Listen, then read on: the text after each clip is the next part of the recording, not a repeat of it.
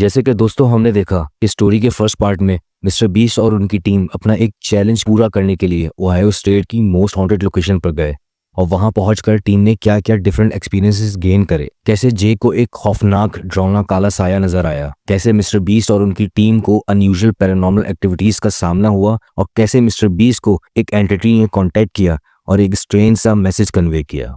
अब चलते हैं अपनी आगे की कहानी की तरफ। चर्च से वापस आते वक्त पैसेज को क्रॉस करते हुए जिमी यही सोच रहे थे कि आखिर उस वक्त चर्च में ऐसा क्या हुआ, वो औरत कौन थी जिसने जिमी से कांटेक्ट किया। बस इन्हीं सब बातों को सोचते सोचते जिमी को एक अलग ही आइडिया आया। जहां सब अदर मेंबर्स डरे हुए थे, वहीं जिमी स्टिल इतना सब होने के बाद भी इन तमाम साइंस को नॉर्मल इजी ले रहे थे।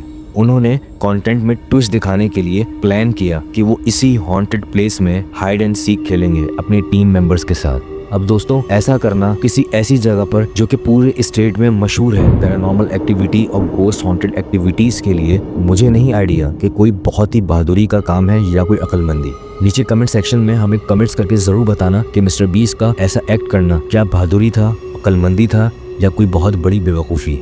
जिमी ने बीच रास्ते ही में से अपनी टीम को कांटेक्ट किया और उनको बताया कि वो इसी बिल्डिंग में कहीं छुप गए हैं। जो कोई उनको ढूंढ निकालेगा उसको $500 रिवॉर्ड मिलेंगे। अब ये सुनते ही टीम मेंबर्स भी हिल गए कि ये कैसा मजाक है कि कोई किसी ऐसी जगह पर छुपने का चैलेंज देगा, वो भी अकेले। वेल, ये तो मानना पड़ेगा कि जिमी में दम तो था, क्योंकि ऐसा काम करने के लिए दो ही फैक्टर्स चाहिए होते हैं, या तो बेइंतहा पागलपन या इंतहा की बहादुरी। आफ्टर ऑल दिस कुछ टाइम बाद मेंबर्स ने इधर उधर आसपास की जगह को देखने के बाद मिस्टर बीस्ट को ढूंढ लिया। बट जैसे ही ये चैलेंज खत्म हुआ, जिमी ने दोबारा से दूसरा hide and seek challenge start कर दिया। इस बार जिमी ने सोचा कि वो कोई बहुत ही अनयूजुअल अनएक्सपेक्टेड जगह पर छुपेंगे ताकि टीम मेंबर्स उनको ढूंढ ना पाए। जिमी मेन जेल के टॉर्चर सेल में से किसी एक सेल के अंदर जाकर छुप गए। ये लोकेशन इस पूरे जेल फैसिलिटी की सबसे ज्यादा हॉन्टेड जगहों में से एक थी। वहां से जिमी ने क्रिस को फोन किया और नेक्स्ट चैलेंज का बताया कि इस बार अगर किसी ने मिस्टर बीस्ट को ढूंढ निकाला तो उसको पूरे $2000 का रिवॉर्ड मिलेगा। रिवॉर्ड का अमाउंट सुनते ही सब एक पल को भूल ही गए कि वो आखिर किस जगह पर हैं और यहाँ किस लिए आए थे। सब टीम मेंबर्स मिस्टर बीस्ट को ढूंढने के लिए निकल गए। उधर जिमी एक सेल में अकेले छुपे हुए थे और अपने साथ साथ रिएक्शंस को रिकॉर्ड कर रहे थे कि तभी उनको अचानक अपने आसपास कोई महसूस होता है और थोड़ी ही देर बाद जिमी को ऐसा लगा जैसे किसी ने उनके कान के पास आकर कुछ विस्पर किया। ऐसा होते देख वो थोड़ा डर गए और उन्होंने उसी जेल में अपने छुपने की पोजीशन को चेंज कर लिया। अब मेरे हिसाब से तो बंदे को वहां से किसी ऐसी जगह से फौरन ही भाग जाना चाहिए था, बट यहाँ लिटरली मुझे ये आइडिया नहीं था कि कोई अनबिलीवर इतना भी हार्डकोर हो सकता है। एट लास्ट टीम मेंबर्स सब मिलकर फाइनली जिमी को जेल सेल में ढूंढ निकालते हैं। जहाँ सब एक तरफ हंसी मजाक कर रहे थे, वहाँ कहीं ना कहीं सब अंदर से डरे हुए भी थे। लेकिन अब टाइम था एक फाइनल और लास्ट चैलेंज का, जो कि ऑनेस्टली एक बहुत ही टेरिफाइंग और शायद मैं ये कहूँ कि खौफनाक मगर बेवकूफ़ी वाला चैलेंज होने वाला था। और वो था जेम्स लॉकहार्ट के सॉलिटरी सेल में जाना और जेम्स लॉकहार्ट की आत्मा उसकी सोल से कांटेक्ट करके उससे बात करने की कोशिश करना।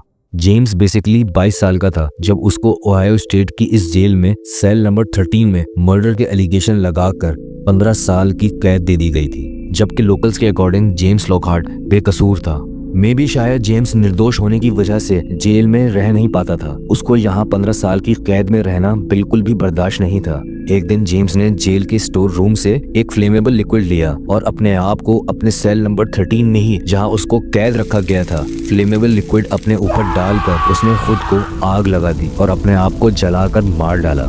अब कहते हैं कि उसकी सोल आज भी उसी सेल नंबर 13 में कैद है और वो एरिया भी जेम्स लॉकहार्ट ने पोजेस कर रखा है। इसी कहानी को जानते हुए मिस्टर बीस्ट और उनकी टीम अपना ये लास्ट चैलेंज पूरा करने के लिए जेल के सेल नंबर 13 में जाते हैं। सेल के अंदर पहुंचते ही पूरी टीम को बहुत ही पावरफुल नेगेटिविटी फील होती है, मगर टीम ने ज्यादा नहीं सोचा और वहीं जो आयरन बेड पड़ा था उसके ऊपर EMF मीटर और साउंड रिकॉर्डर रखकर उसे ऑन कर दिया और जेम्स से बात करने की कोशिश करने लगे। उन्होंने जेम्स को लेकर सेल के अंदर कुछ सवाल करे कि तभी अचानक से ईएमएफ मीटर की लाइट तेजी से ब्लिंक करने लगी। टीम ने अपनी सेफ्टी के लिए वो चैलेंज वहीं ड्रॉप करने का फैसला लिया और फौरन जेल सेल से बाहर निकल आए। बाहर निकल के टीम के एक मेंबर ने कॉर्नर को ये लगा कि वो शायद बेवजह ही डर गए, क्योंकि कभी कभी मेटल्स की वजह से भी ईएमएफ मीटर पर रीडिंग शो होने लगती है। लेकिन तभी ईएमएफ मीटर पर वापस से लाइट ब्लिंक करना स्टार्ट हो जाती है और कॉर्नर को अचानक से सर्दी लगना शुरू हो जाती है। अकॉर्डिंग टू कॉर्नर को अचानक से सर्दी लगना शुरू हो गई थी और साथ साथ कॉर्नर को सांस लेने में भी मुश्किल फील हो रही थी। कॉर्नर की तबीयत अचानक ही से बहुत खराब हो गई थी। टीम ने ये सब देखकर वही सवाल किया, क्या जेम्स तुम कॉर्नर के आसपास ही थे